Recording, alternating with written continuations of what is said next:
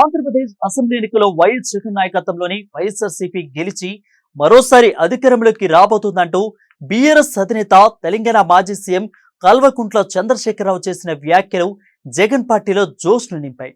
నిన్న మొన్నటిదాకా విజయం పక్కా మాదేనన్న కూటమికి కేసీఆర్ మాటలు మింగుడు పడటం లేదు.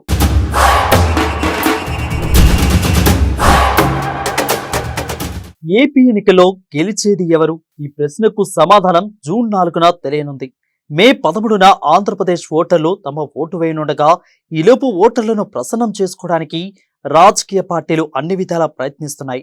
జగన్ అభివృద్ధిని విస్మరించారని టీడీపీ, జనసేన, బీజేపీ కూటమి ప్రచారం చేస్తుండగా సంక్షేమ పథకాలే మరోసారి తనను గెలిపిస్తాయని జగన్ ధీమా వ్యక్తం చేస్తున్నారు. అయితే ఓ న్యూస్ ఛానల్కు ఇచ్చిన ఇంటర్వ్యూలో బీఆర్ఎస్ అధినేత కల్వకుంట్ల చంద్రశేఖరరావు ఏపీ ఎన్నికల విషయమై కీలక వ్యాఖ్యలు చేశారు. ఆంధ్రప్రదేశ్లో మరోసారి జగనే అధికారంలోకి వస్తారనేది తన దగ్గరున్న సమాచారమని అన్నారు.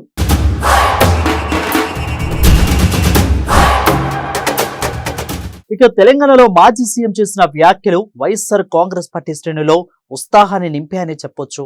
తమ పార్టీని మళ్లీ అధికారంలోకి వస్తుందని కేసీఆర్ చేసిన వ్యాఖ్యలే దీనికి నిదర్శనమని వైసీపీ కార్యకర్తలు చెప్తున్నారు. 2014 ఎన్నికల సమయం నుంచే కేసీఆర్, జగన్ మధ్య సన్నిహిత సంబంధాలు ఉన్నాయని గులాబీబాస్ ఈ ప్రెస్ మీట్ ద్వారా చెప్పకనే చెప్పారు.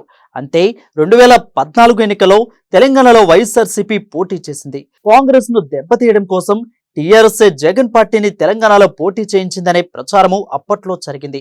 అంతేకాదు 2018లో జరిగిన తెలంగాణ అసెంబ్లీ ఎన్నికల సమయంలో కాంగ్రెస్ తో టీడీపీ జతకట్టడం చంద్రబాబుపై కేసీఆర్ కు కోపం తెప్పించింది. ఆ ఎన్నికలో గెలిచిన కేసీఆర్ చంద్రబాబుకు రిటర్న్ గిఫ్ట్ ఇస్తానంటూ హెచ్చరికలు జారీ చేశారు. అన్నట్లుగానే 2019 ఏపీ అసెంబ్లీ ఎన్నికలో టీడీపీ ఓటమికి, జగన్ విజయానికి తన వంతుగా ఆయన సహకారం అందించారు. ఇప్పుడు జగన్ గెలుస్తారనేది తన దగ్గరున్న సమాచారం అంటూ కేసీఆర్ మరోసారి తన రాజకీయ చతురథ్యాన్ని ప్రదర్శించారు.